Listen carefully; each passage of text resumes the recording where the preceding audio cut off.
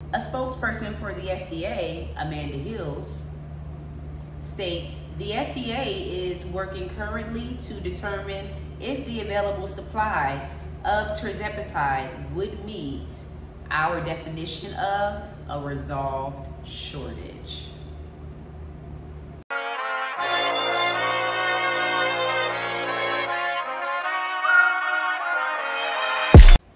It's Jasmine Nicole, and welcome to Weight with Jazz, a safe space for the obese, the overweight, those who just want to lose weight, and myself to share our weight journeys, and a little bit of my life too. Put 'em up, put 'em up, put 'em up. The FDA responds to Lilly's cease and desist notice and statement on the availability of Zepbound and Mounjaro medications being currently out of storage and available. So, you guys, I did a video recently and it was breaking news on Lilly releasing a statement and a cease and desist letter and cease and desist letters to very compound providers and or med spas. And in that video, I was going back and forth with myself, and also engaging in you guys, for some insight on whether or not this is just, an action that Lilly is taking, and it cannot be complete without the FDA solidifying what Lilly is stating. So without the FDA sending out some type of notice, announcement, or cease and desist, further backing Lilly's action, then the elimination of the Tirzepatide compound may not necessarily stop being distributed. A spokesperson for the FDA, Amanda Hills, states the FDA is working currently to determine if the available supply of Tirzepatide would meet our definition of a resolved shortage. So what that pretty much means is that the FDA takes an opposite position to Lilly. Lilly, within his own right, states that the shortage is over and that Tirzepatide, Zepbound and Mounjaro is available, as well as the Zepbound vials soon to be released in the United States. So through his sources and his distributors, he has made it appear that the shortage is over, therefore exercising his right under the FDA to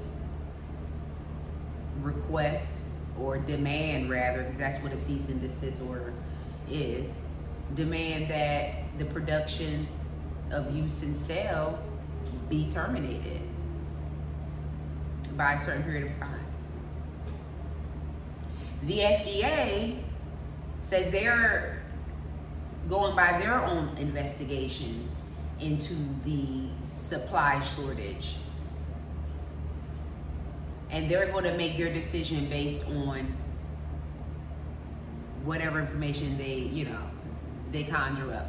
What they're going to base their position on data, on the availability of the medication according to the people, in my opinion. That's what they're digging deep into. They're not just going based off of the maneuvers of Lilly distribution chains. They are going according to the people.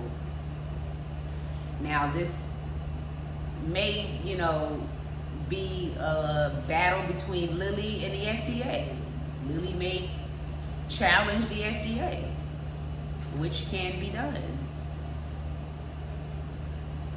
We'll see what happens, but I'm telling you, Lilly is putting up a fight. I'm not sure if he's gonna go that far to challenge the FDA.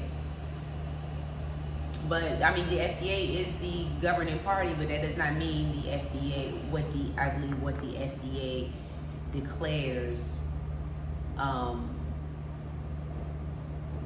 cannot be challenged.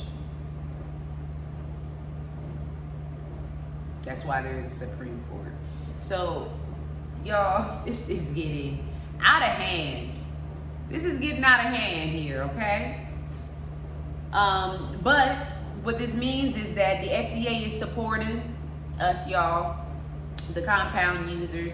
They're aware that there are many people that need this medication and are currently on this medication through compound providers. I honestly believe they're not just going to cut the tie. Of course, with the tie, if the tie is cut, they give it amount of time. I believe it's 60 days from the date of the announcement or whatever letter that will be sent out, giving people enough time to gather their exit plans and alternative methods, etc.